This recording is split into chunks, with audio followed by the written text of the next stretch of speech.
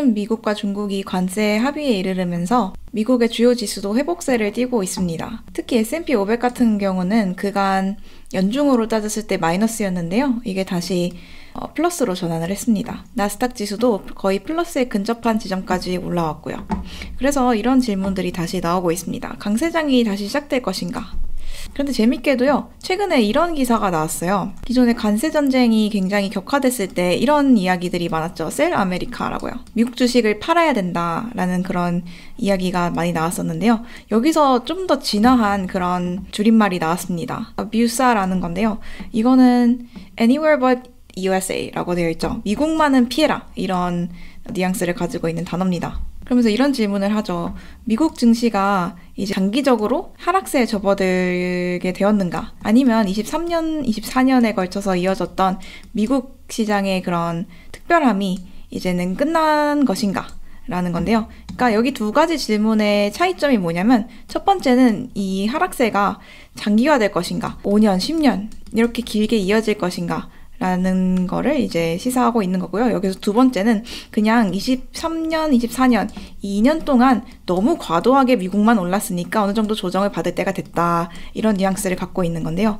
그래서 이 둘 중에 도대체 무엇이냐라는 질문을 던지고 있어요. 그럼 이 지점에서 지금 증시가 어떤 상황인지를 한번 살펴봐야겠죠. 우선 긍정적인 요인은 다들 아시는 것처럼 관세 전쟁이 이제 소강 상태에 접어들었다라는 거죠. 지정학적 갈등도 좀 완화될 것으로 기대가 되고 있고요.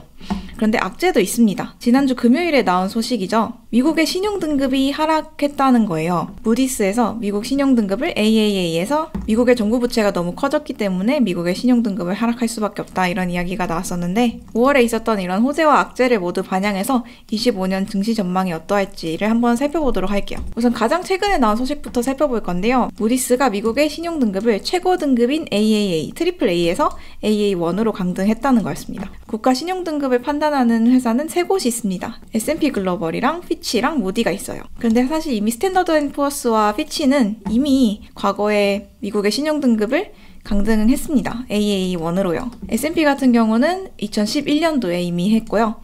피치는 2025년에 했었습니다. 무디스가 이 AAA 등급을 계속 유일하게 유지를 하고 있었는데, 무디스마저 2025년 들어서는 강등을 하게 된 거죠. 이 소식들이 주가에 얼마나 영향을 미칠지가 궁금하실 텐데요. 그래서 과거 11년도와 23년도에 주가가 어떻게 움직였는지를 한번 살펴볼게요. 우선 11년도인데요. 이때는 가장 처음으로 미국의 신용등급이 최고 등급에서 그 아래 단계로 하락이 된 그런 사태였습니다. 스탠더드 앤 푸어스가 이 소식을 발표를 한 게 8월 5일 장이 끝난 뒤였습니다. 그래서 이때 8월 4일과 8월 5일에는 좀 주가가 플랫하게 유지가 됐었는데, 발표가 된 이후인 8월 6일, 이게 8월 5일이 금요일이었거든요. 그래서 8월 8일, 그 다음 주 월요일에 주가가 이렇게 급락을 하는 걸 볼 수가 있습니다. 나스닥 지수 같은 경우도 8월 8일에 이렇게 크게 하락하는 걸 볼 수 있죠. 각각 수치로 보면은 S&P 500이 6.7%, 나스닥이 6.9% 이렇게 하락을 했습니다. 그 이후로도 주가가 좀 되게 변동성이 크게 나타나고 있는 걸 볼 수가 있죠. 그 다음으로 신용등급이 강등됐던 건 23년도였어요. 이때는 이제 부채 한도 상향 이슈로 부채 한도 협상이 결렬되면서 미국 정부가 디폴트에 처할 수 있다, 이런 이야기들이 많이 나왔었는데요. 이때 그래서 피치가 신용등급을 강등을 했습니다. 이런 의회에서 제대로 부채 한도도 상향을 안 해주고 이런 식으로 흘러가면은 앞으로 미국의 신용등급이 최고 등급을 유지하기는 어렵지 않겠느냐라고 이야기를 하면서 강등을 했었는데요. 피치가 이렇게 신용등급을 강등했던 거는 8월 1일이었습니다. 그 이후에 주가가 8월 2일에 하락을 하는 모습을 볼 수가 있는데요. S&P와 나스닥 모두 하락을 하고 있죠. 그런데 2011년과 비교해서는 낙폭이 그리 크지 않은 걸 볼 수 있습니다. S&P 500은 1.4% 정도, 나스닥은 2.2% 정도 하락하는 모습을 보였어요. 그럼 이번에는 어떨까요?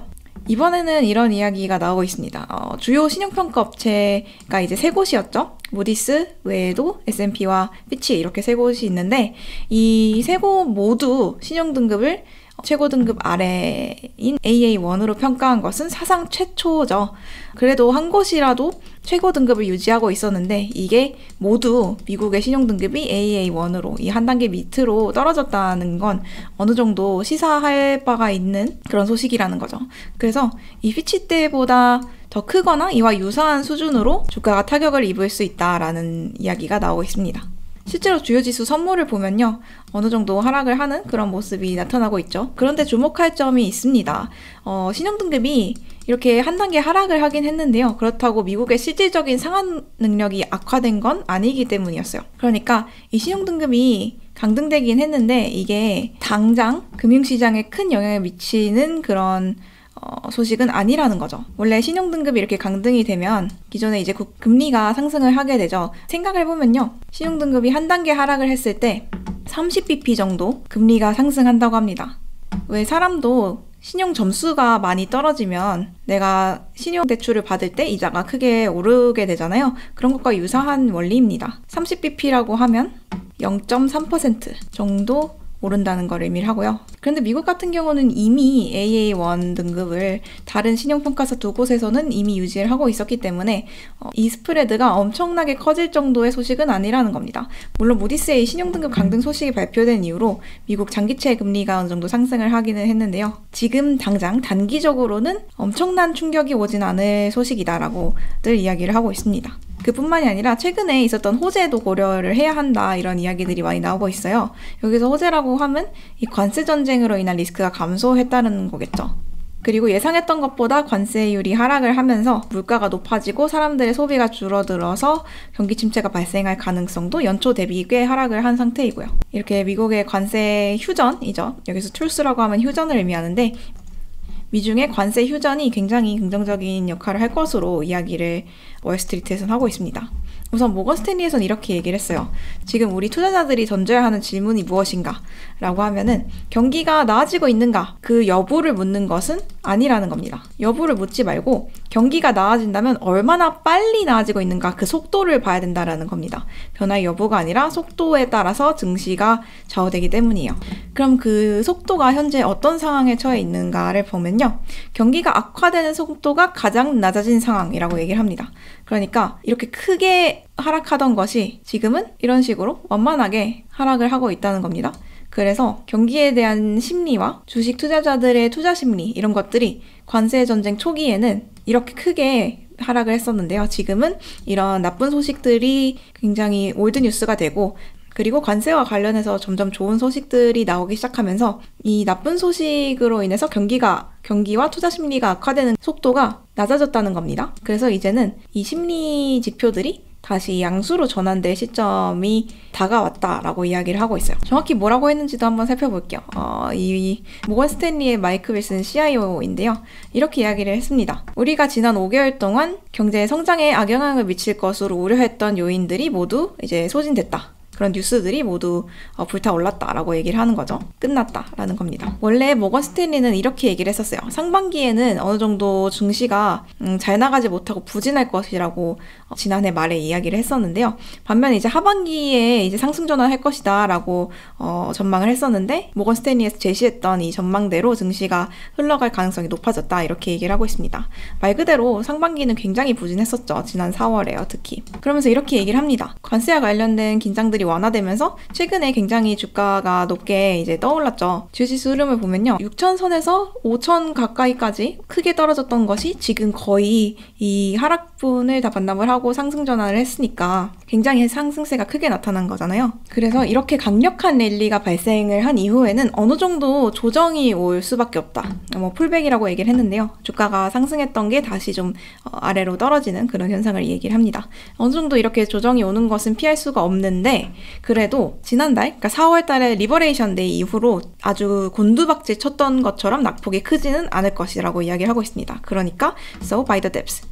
저가 매수하십시오. 이렇게 이야기를 했어요. 사실 마이크 윌슨의 이 발언은 무디스 신용등급 강등이 이뤄지기 전에 나왔던 발언인데요. 그 이전부터 어느 정도 조정이 올 것이라고 이야기를 하고 있었는데 이런 무디스 신용등급 강등 소식이 있었으니 주가가 어느 정도 더 크게 하락을 할 것으로 예상이 되고는 있습니다. 그래도 이미 앞서서 신용평가사 두 곳이 신용등급을 강등을 해놨기 때문에 이번에도 하락하는 거는 투자자들을 놀라게 하는 그런 소식은 아니잖아요. 오히려 더 좋은 가격에 저가 매수를 할 수 있는 기회라고도 볼 수 있는 거죠. 이렇게 긍정적으로 증시를 바라보는 거는 모건 스탠리뿐만이 아닙니다. 골드만삭스에서도 지수 전망치를 상향 조정했어요. 골드만삭스는 관세 전쟁이 본격화된 이후에 연말에 24년 말에 제시했던 25년 S&P 500 전망치를 하향 조정을 했었어요. 5,900으로 하향 조정했었는데요. 이거를 6,100으로 다시 상향 조정을 했습니다. 연말은 6,200으로 상향 조정했던 것을 6,500으로 다시 상향 조정을 했고요. 원래는 6,500으로 제시했었거든요. 향후 3개월 S&P 지수 전망치는 5,700으로 하향 조정했던 걸 5,900으로 올렸습니다. 사실 지금 이거를 뚫었긴 했죠. 6개월 전망치는 5,900이었던 걸 6,100으로 올렸고요. 그런데 이렇게 1년 정도, 12개월 정도 단기적으로는 증시가 긍정적으로 돌아갈 것으로 예상을 하고 있지만 사실 무디스의 신용등급 강등은 더 단기적인 그런 미국의 경제적인 문제를 보여주고 있습니다. 무디스는 이렇게 지적을 했어요. 미국의 재정 적자가 만성화되어 있을 뿐만 아니라 적자를 줄일 생각조차 없다라고 이야기를 했어요. 그러면서 이런 상황이 나아질 기미가 보이지 않기 때문에 미국의 신용등급을 강등할 수밖에 없다라고 이야기를 했거든요. 이 보도자료 내용을 한번 볼게요. 현재 발의된 재정정책, 지금 미국 하원에서 재정정책을 발의를 하고 지금 이걸 통과시키려고 여러 가지 노력을 하고 있거든요. 그런데 이 재정정책이 굉장히 재정 건전성에는 좋지 않은 그런 조치들이 많이 담겨 있습니다. 세수를 줄이고, 감세를 하기 때문에 세수는 줄어들고요. 다른 분야에서는 예산을 삭감한다고 이야기를 했지만 국방 예산을 비롯해서 본인이 원하는 그런 관련 정책들은 굉장히 예산을 증액하는 그런 소식들이 많이 담겨 있거든요. 그래서 이런 정책들을 고려할 때 앞으로 이런 예산과 부채가 삭감되기가 어려울 것으로 보고 있습니다.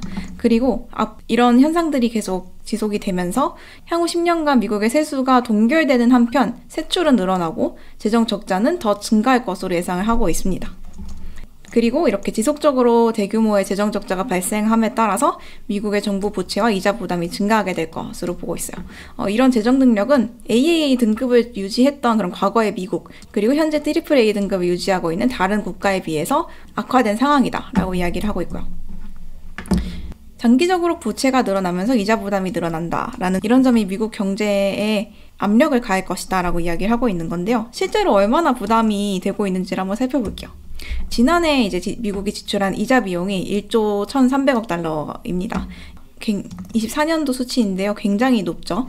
일단 조 단위이기 때문에 굉장히 이 비용이 크다라는 건 알겠는데 이게 그럼 미국의 전체 세수에 비해서 얼마나 되는지가 중요한 건 아니냐라는 생각이 드실 수 있어요.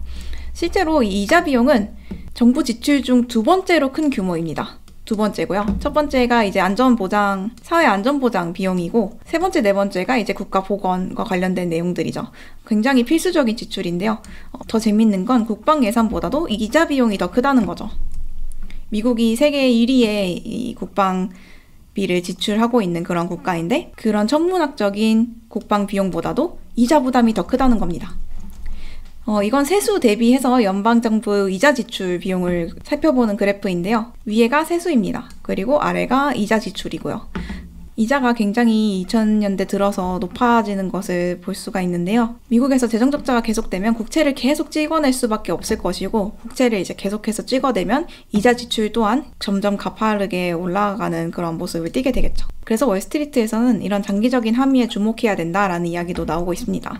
프랭클린 템플턴의 맥스 코크먼 CIO는 이렇게 얘기했어요. 부 CIO인데요. 지금 사실 당장 이 무디스에서 신용등급 강등한 소식은 놀랍지도 않다. 의회에서 이런 돈잔치를 하고 있으니까요. 그런 건 놀랍지 않다. 그런데 우리가 주목해야 되는 건 이런 거다. 다른 국가, 뭐 일본이나 중국 그런 국가들이 굉장히 국채를 많이 들고 있잖아요. 다른 국가들과 기관 투자자들이 미국 국채에서 다른 안전자산으로 갈아타게 될 가능성이 높아졌다라고 이야기를 합니다.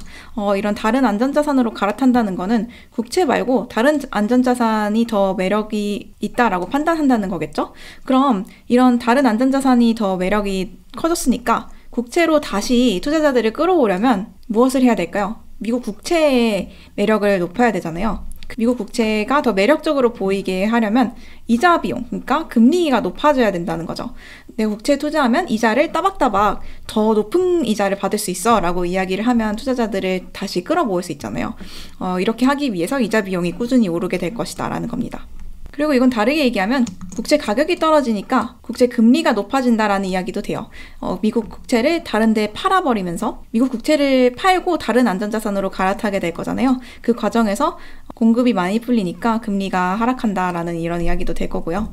그리고 이런 현상들로 인해서 미국 국채 가격이 하락을 하고 금리가 계속 오르게 될 것이라고 얘기를 했습니다. 그리고 그뿐만이 아니라 이렇게 국채의 매력이 떨어지게 되면 greenback, 그러니까 달러의 하방 압력이 가해질 것이고 더 나아가서는 미국 주식의 매력 또한 떨어지게 될 것이다 라고 이야기를 했어요. 그러니까 미국의 저명한 경제학자들 뿐만이 아니라 월스트리트에서도 좀 지속적으로 미국 정부의 문제로 지적을 하는 것이 바로 이 재정적자죠. 나날이 늘어나기만 하는 재정적자를 굉장히 큰 문제로 삼고 있는데요.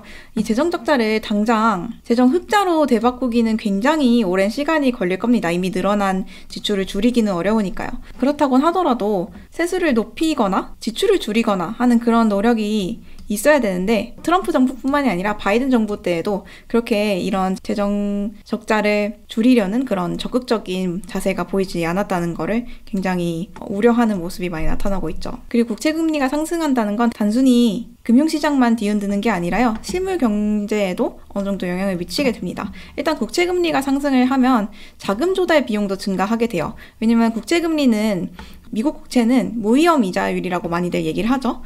미국이 적어도 디폴트할 가능성은 없잖아요. 그래서 무위험 이자율이라고 이야기를 하는데 이 국채금리가 높아졌다는 건 파산의 위험이 미국보다 높은 개인과 기업들의 자금 조달 비용이 또 더불어 증가한다는 걸 의미를 합니다. 이 사람들이 돈을 빌릴 때 더 높은 금리를 부담을 해야 된다라는 거고요.